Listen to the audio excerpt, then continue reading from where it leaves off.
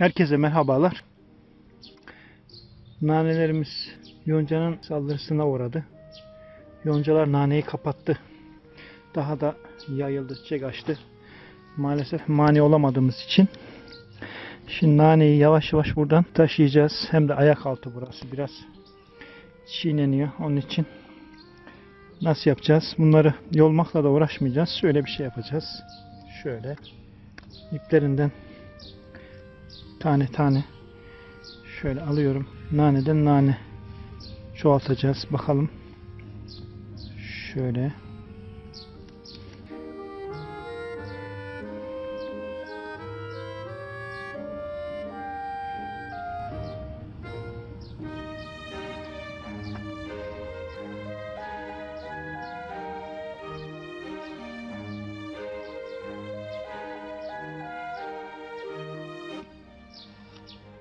Evet, böyle köküyle de alınabilir ama o dikine.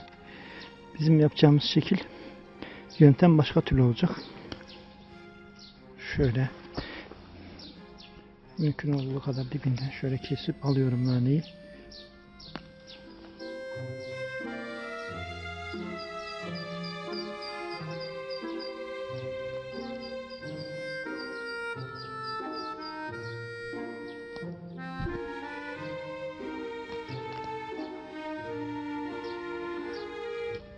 Evet, buralarda sarmış yonca.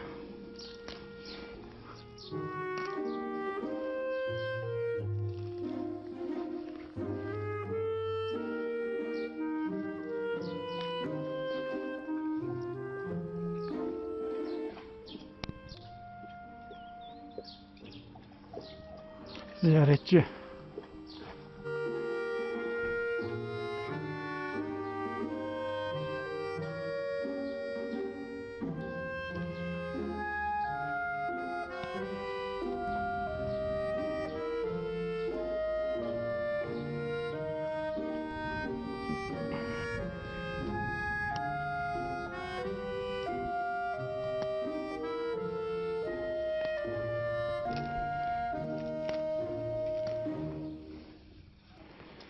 Evet, köküyle yolduk ama köklü olarak dikmeyeceğiz onları.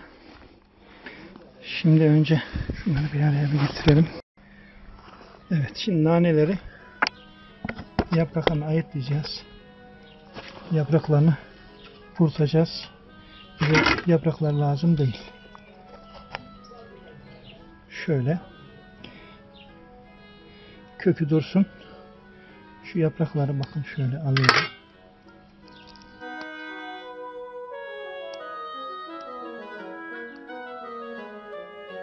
Bize bu lazım.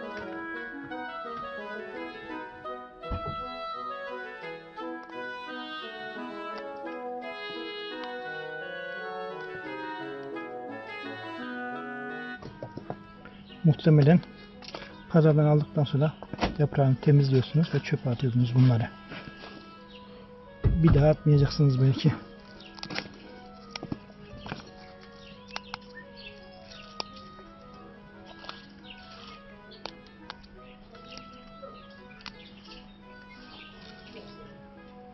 Şu sürgünler kalacak. Şu küçük sürgünler. Onlardan işte nane olacak. Büyürse. Böyle köklü.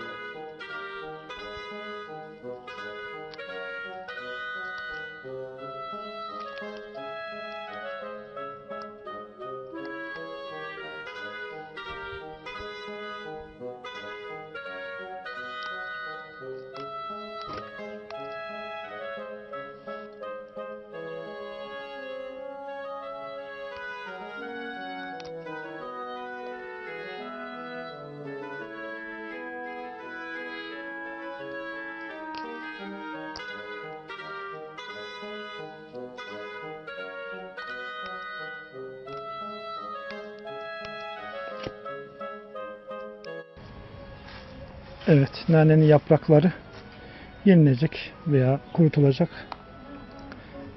Sapları da şu küçük sürgünler sayesinde yeniden nane olacak. Şimdi ona bakalım beraber. Şimdi nane saplarını şöyle bir tel kenarına toprağa dikeceğiz. Şöyle yapacağız. Şöyle önce bir toprağı kaldıracağız şöyle biraz. Yağmur da yağmış.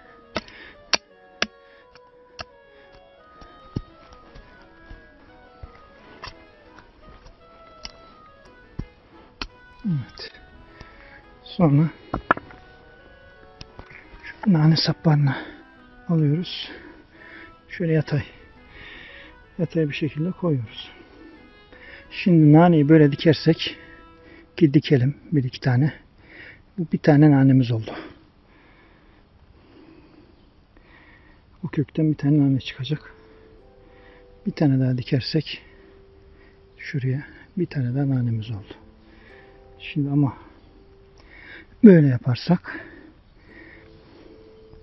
1, 2, 3, 4, 5, 6 tane sürgün var. 6 tane nane olur. Şöyle yapıyorum.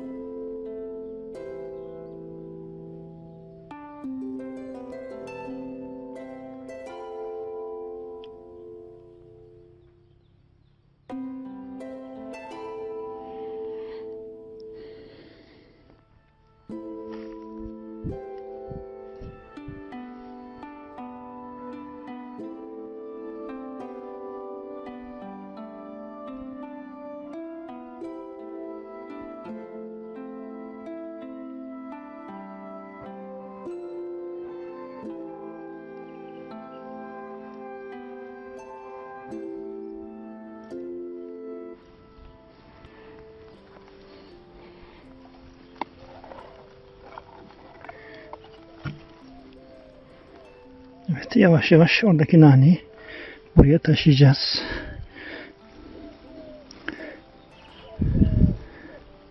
Tamamdır. Şimdi bunun üstüne şöyle toprakla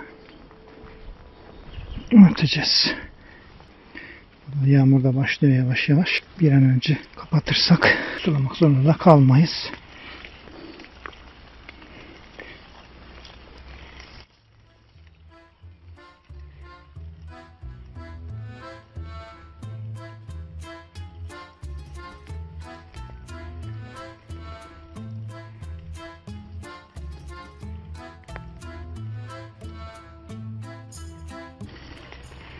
Şöyle 200 santim toprakla kapatmış olduk.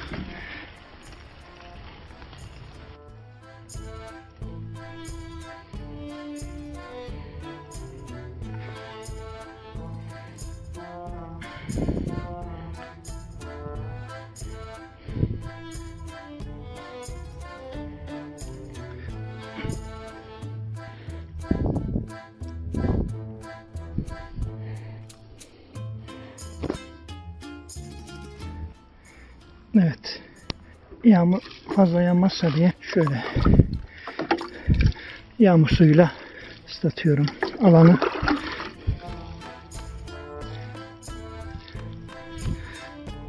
Aynısını balkonda saksıda da yapabiliriz. Aynı şekilde bahçe toprağı, torfa bile gerek yok.